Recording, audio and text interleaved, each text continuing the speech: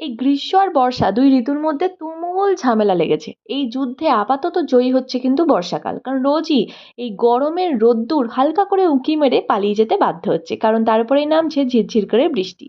আমি রোমান্টিক মানুষ, আমার জন্য বর্ষাকালটা বেশ ভালো লাগে। দেখুন এই সুন্দর বৃষ্টির ওয়েদারে প্রেম, রোমান্টিক গান, শার্লক হোমস, গরম গরম কফি, ব্যোমকেশ বক্সী বা ফেলুদা, কোনটা ছেড়ে কোনটা বলি বলুন তো? ওই যেদিন আমি চেয়ার কিনতে গেছিলাম সেদিন অফলাইনে দেখতে গেছিলাম কুশন কাভারগুলো বা সোফার এই কাভারগুলো কীরকম দাম। ও মা, আমার চক্ষু তো চড়ক গাছ। পার পিস বলছে 300 থেকে 400 টাকা, মানে এই কুশন কাভারগুলো। আর আমি ফ্লিপকার্ট থেকে কত সস্তায় কিনেছি। এই আমার সোফার ওপরে যা যা দেখছেন সমস্ত কিছু ফ্লিপকার্ট থেকে কেনা। আমি কমেন্ট বক্সে লিঙ্ক দিয়ে দেবো, যদি কারোর দরকার পড়ে আপনারা পারচেস করতে পারেন। দেখুন নর্মালি ভালো কিছু না হলে আমি সচরাচর কিছু শেয়ার করি না, আপনারা যারা আমার ব্লগ দেখেন তারা জেনে থাকবেন। আচ্ছা, ব্যাঙ্গালোরে ওয়েদার নিয়ে তো অনেক ভালো ভালো কথা বলেছি, এবার খারাপ কথা বলি শুনুন। দেখুন জলের অবস্থা দেখুন, মানুষের মনে এরকম ময়লা জমে জানেন, আপনারা কখন চাক্ষুষ দেখেছেন?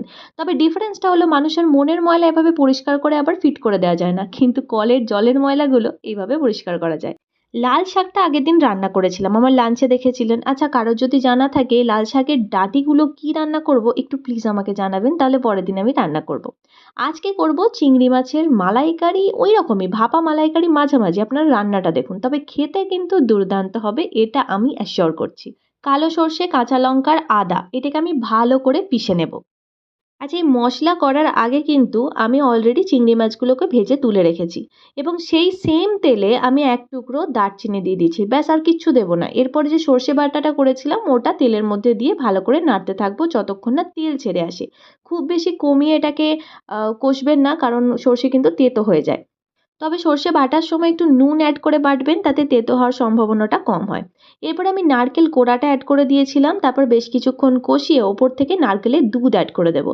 আপনাদের যদি মনে হয় নারকেলের দুধ কম আছে, তাহলে নারকেলের দুধের সাথে একটু জল মিশিয়ে তারপরে অ্যাড করবেন।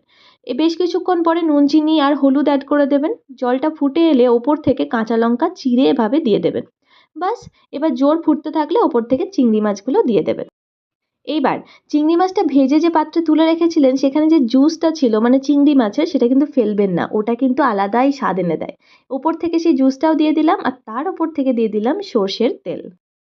বাস, আর কি, পুরো জমে ক্ষীরাহা কি যে গন্ধ ভালো বেরোচ্ছিল, আমি আপনাদের বলে বোঝাতে পারবো না।